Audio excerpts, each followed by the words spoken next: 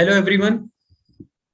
सो आज फिर एक एथरा नॉलेज शेयरिंग के साथ हमारे साथ अर्चना जी भी हैं जो हाय।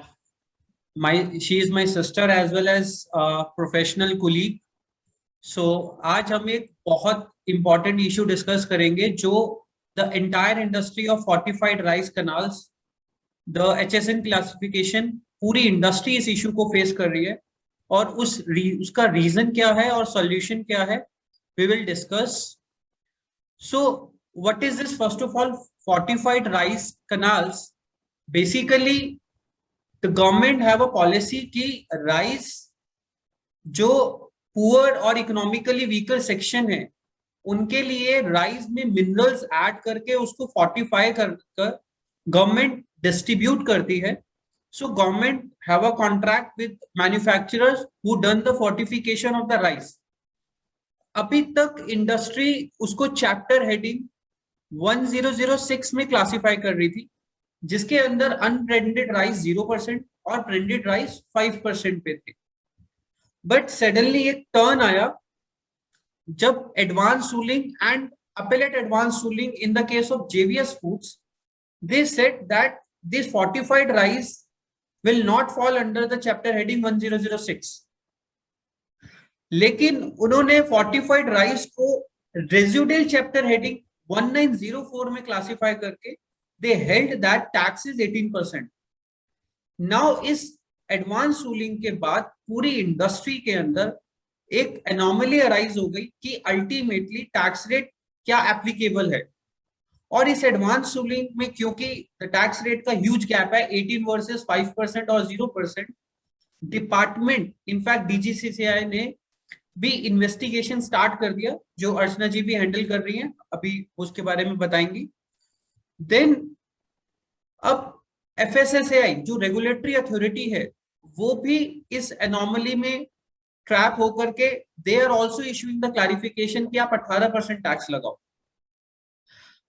फ्रेंड्स, हमने इस इशू को डिटेल्ड एनालाइज किया एंड वी फाइंड कि ये प्रोडक्ट चैप्टर हेडिंग 1103 में फॉल करता है, जिसके ऊपर जीएसटी का रेट 0% अनब्रांडेड पे है एंड 5% ब्रांडेड पे है.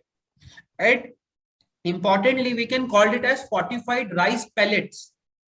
So these fortified rice pellets will fall under 1103 and taxable at the rate of either 0% or 5%. Or we find that in a GST council meeting also fitment committee की एक recommendation में इस fortified staple foods को chapter 10 और chapter 11 का product माना गया है. अब फ्रेंड, एडवांस रूलिंग में प्रॉब्लम कैसे आया?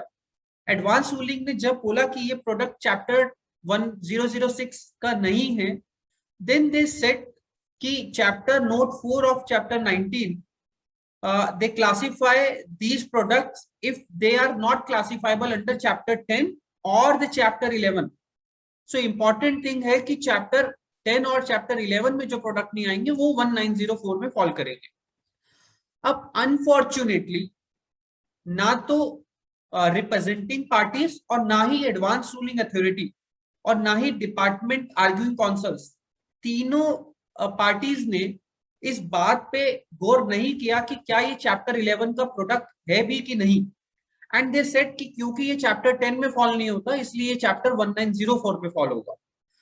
And with that anomaly they classify it as chapter 19 product and ultimately they have created a confusion among the industry. So as we discussed कि fortified rice appropriately chapter 110 में classify होता है, तो जो chapter note 4 advanced ruling ने rely किया है वो भी incorrect है, because chapter 11 का product chapter 1904 से बाहर है. And we seen recently unfortunately FFRC जो एफएसएसआई की एक बॉडी है फोर्टिफाइड राइस प्रोडक्ट्स के लिए, दे हैव आल्सो सेड कि भैया एडवांस रूलिंग के अंदर चैप्टर हेडिंग 1904 का प्रोडक्ट बोला है and you also follow this. So अब नाउ अगर इंडस्ट्रियल बॉडी एंड जो गवर्नमेंट से सेटअप हुई है वो इस तरीके से कंफ्यूजन अराइज करेगी कि ये चैप्टर 1904 का प्रोडक्ट है, सो अल्टीमेटली मार्केट में कंफ्यूजन होना ही है, एंड एज वी सेड कि डिपार्टमेंट भी इसके ऊपर इन्वेस्टिगेशन इनिशिएट कर चुका है. Friends, Ethanol Associates and Archana Jain and Company, the chartered accountant firm, have both jointly filed a representation before three authorities, CBIC, GST Council, and the Finance Ministry, to issue the clarification on this fortified rice under chapter heading 1103 for the benefit of the entire industry and public at large. Because ultimately ये fortified rice एक ऐसी segment of the country में जाते हैं जो बहुत important है इसकी कॉस्ट रिड्यूस होना. So friends, with this I am handing over this discussion to miss Archana Jain, who is handling the enquiry of the department on this issue. और अर्चना जी, मैं आपसे एक रिक्वेस्ट करूंगा कि आप बताएं कि एडवांस रूलिंग क्या जरूरी है हमें माननी, और आप जब आज इंडस्ट्री के लिए डीजीसीसीआई के सामने रिप्रेजेंट कर रहे हैं तो आपको किस तरीके की दिक्कतें आ रही हैं और आपका क्या स्टैंड है. So over to you. Thank you, Pawan, and thank you for this real nice crisp explanation with respect to chapter 11 and the anomaly that has been created by the AAR and AAR. First question, yes, these advanced rulings are only applicable to the assessee who has taken these advanced rulings. This is very, very clear provision as per law that advanced ruling is only applicable to the person who has gone for that advanced ruling, and you cannot just make them applicable to public as large, because this is not the intent of advanced ruling. Secondly, they have not dealt with the chapter headings correctly. There is a big anomaly, there is a big gap, and that you have already highlighted. When I'm dealing these issues before these authorities, where they have initiated the investigation just based on this one AAR and AAR, so they have initiated this investigation against many manufacturers who are into the manufacturing of FRK. And we all know, India being such a big country, and only two food are considered as staple food. One is wheat and one is rice. If you see that fortified wheat atta or wheat flour, that is classified as same as a normal wheat flour. There they have not made any distinction. And why they have created this kind of distinction when it comes to rice? Rice is also a staple food for a country like India. Again, just because of this sustainable development goal and this food security bill, the government is supplying these products only to fulfill the requirement or whatever they have guaranteed under the food security bill to the person who are underprivileged or who are basically eligible for that particular segment of getting the food under that particular bill. So the intention of the lawmakers was never to make it taxable at 18% or any applicable higher rate. If I talk about normal rice, and if you, Pawan, if you go and see these FRK, they are exactly same as rice. And I have seen the department, what is their basic intent is that you are not manufacturing rice. It is not rice. It is manufactured. You are manufacturing it in your factory. The government of India only has prescribed the methodology how we have to fortify the rice kernel. When they have in himself given some kind of process, or they have himself given some kind of authority that yes, this is the only process that will be applicable or that will be acceptable, then we will be procuring these FRK from you, then how can they deny the benefit that they are giving to some other staple food, and they are not giving that exact kind of what should I say, the decision that they have taken for the fortified atta, why they cannot take the same decision for the FRK or the fortified rice kernel? So this is a big anomaly and big gap, and you have really highlighted the very, very basic issue, because this is going to affect the complete whole chain of that procedure by which the end user, that is the person who will be getting these fortified rice kernel as per the National Security Food Bill. I think the quality will be maintained and everything will be maintained in case this 18% and 0% or 5% anomaly is taken care of.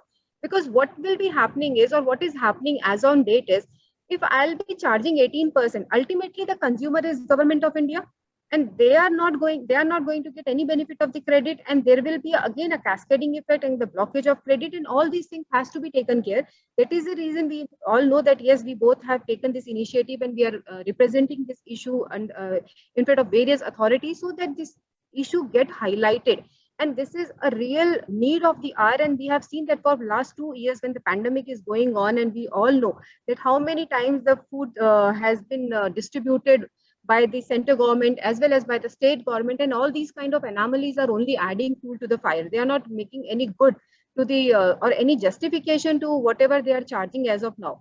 And this AAR or AAR for that matter, in the matter of JVS food, has only created a huge gap between what it ought to be and what they have decided.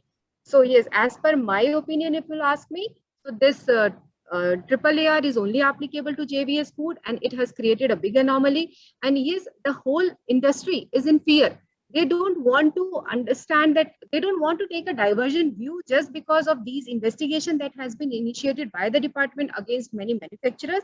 So everybody is just forced, or I should say, yes, they are forced to charge 18% just to avoid these kind of investigation. And that should not be the intent of the lawmakers, or that should not be the intent of rationalizing these kind of procedures or these kind of investigation.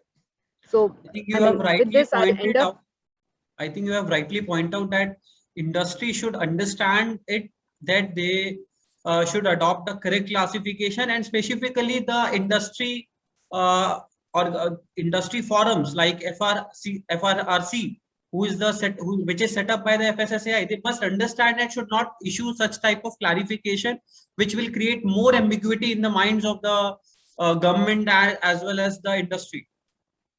Correct, correct. And they themselves, if you go and search the FSI, this website, you'll find that this procedure has been very, very clearly mentioned over there, that this is the procedure that has to be followed. And these pellets has to be transformed in this particular manner. They have to be fortified by these kind of vitamins and minerals. And that should be again going for that particular food security bill, and by known as Poshan, or by various other names by which the center and the state are running these kind of campaigns. All right, so हमें पूरी उम्मीद है जो हमने representations file किए हैं government के आगे, गवर्नमेंट डेफिनेटली उसके ऊपर एक्शन लेके क्लैरिफिकेशन इशू करेगी, और इंडस्ट्री फोरम्स भी इस बात को समझेंगी एटलीस्ट हमारे इस नोट के बाद कि they should not issue such type of ambiguity clarification which arise more ambiguity. And friends, if you we want a fair feedback from all of you regarding this Athena knowledge sharing and regarding this video clip. So please click on this link and give your fair feedback to us so that we can further bring some more interesting Athena knowledge sharings before you on the interesting topic of the GST. So thank you, Archana ji, for the discussion. Thank you, Pawan. Okay. Thank you.